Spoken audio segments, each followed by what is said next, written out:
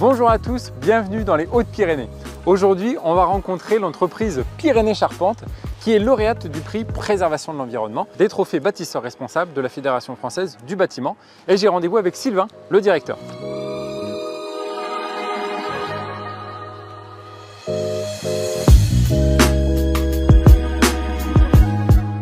Sylvain, je suis ravi de vous retrouver dans votre entreprise Pyrénées Charpente. Est-ce que vous pouvez me la présenter? Déjà, bienvenue dans les Hautes-Pyrénées. On est spécialisé dans la charpente couverture depuis plus de 30 ans maintenant. On fait tout type de structure bois. On travaille sur un grand sud de la France, de Bordeaux à Marseille. On est attiré par les structures en général techniquement complexes.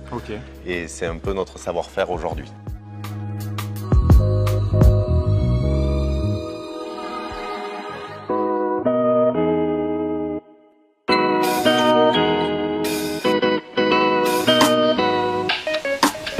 Votre entreprise est lauréate notamment grâce au travail que vous avez mené sur les panneaux CLT. C'est quoi un panneau CLT? Un panneau CLT, c'est un panneau à plis croisés de bois. CLT veut dire Cross Laminated Timber. C'est un panneau très technique en fait qui nous permet notamment sur les bâtiments multi-étages de venir faire les planchers ou des murs. C'est une très bonne résistance mécanique et donc ça nous permet de reprendre des efforts conséquents. Et après c'est un panneau aussi qu'on peut laisser apparent dans certaines structures, donc avec un rendu bois qui est assez extraordinaire. Par contre, le défaut, c'est qu'aujourd'hui, quand on a une ouverture ou une réservation, c'est qu'on crée de la chute. Et donc, la question était de comment revaloriser cette chute. C'est là-dessus que vous avez travaillé notamment. Exactement.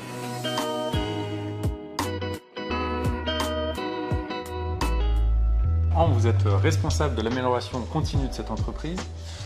Quand est-ce que ça a démarré, cette stratégie RSE? Fin d'année 2022, quand on a décidé de démarrer une formation avec la Fédération française du bâtiment. De cette formation, qu'est-ce qu'il en ressort au niveau de vos axes stratégiques? On a déployé 3 axes stratégiques qui sont valoriser nos métiers. Donc ça passe par tout ce qui est sécurité, développement des compétences en interne, les formations pour que chacun trouve sa place, attirer pour nos valeurs.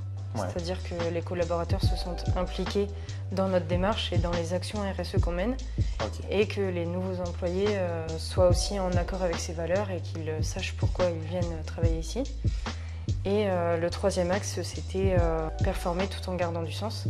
Performer parce qu'on est une entreprise, donc il faut continuer de se développer et en gardant du sens pour que ce soit logique et responsable et qu'on se pose des questions sur la qualité des matériaux, la provenance des matériaux, sur la production de nos déchets, la réduction de cette production de déchets et si on ne peut pas les éviter, comment on les traite, comment on les revalorise. Et également un gros travail sur l'optimisation des chargements et la consommation des carburants.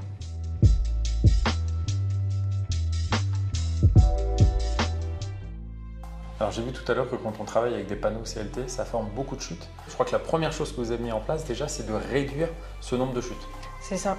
En fait, d'habitude, on utilise un panneau entier pour faire un mur et on crée des ouvertures pour la porte et la fenêtre.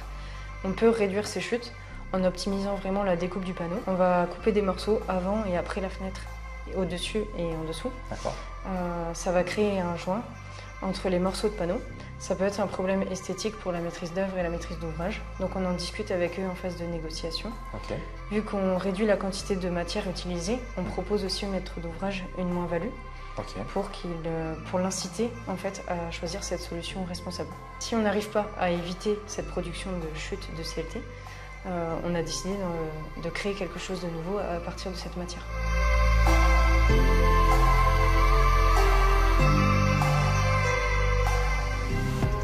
Cyril, vous êtes architecte et puis vous avez travaillé vous aussi à la revalorisation de ces chutes de bois CLT. Est-ce que vous pouvez m'expliquer un petit peu sur quel domaine vous avez pu travailler? Oui, on est associé avec Thomas au sein de 360 degrés Architecture à Toulouse et on a collaboré donc avec Pyrénées Charpente sur plusieurs projets. On a constaté une production de chutes issue de l'usage du CLT. À partir de là est venue s'implanter l'idée de USTA, l'atelier USTA, qui vient réemployer ces chutes en les déplaçant de la filière du bâtiment vers la filière de l'ameublement. D'un déchet, ça redevient une matière première.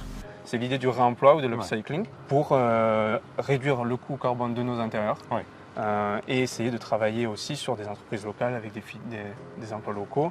Comme on le voit, le matériau de base, le CLT, a ses particularités, dont une présence graphique très forte. par ce croisement des plis. vrai. Et donc on essaie de revaloriser cette particularité-là de la mise en œuvre du bois en proposant des gammes de mobilier assez épurées, sobres, plutôt un design minimaliste qui permet de mettre en valeur vraiment ce matériau, d'offrir aussi une polyvalence d'usage pour les différents utilisateurs. Alors Sylvain, ce prix, il représente quoi pour votre entreprise? C'est une véritable reconnaissance. Aujourd'hui, on est très heureux d'avoir reçu ce prix, à la fois pour notre entreprise, mais aussi pour la filière de la mise en avant. J'ai l'impression que c'est un vrai travail d'équipe. Oui, effectivement, sur chaque beau projet, il y a une équipe derrière. Et donc, c'est ce qui est intéressant sur ce type de projet structurant, travailler avec des gens et arriver à un aboutissement comme ça. Merci beaucoup pour votre accueil. Et puis à très bientôt. Merci à vous, vous êtes les bienvenus pour revenir dans les Pyrénées. Avec grand plaisir.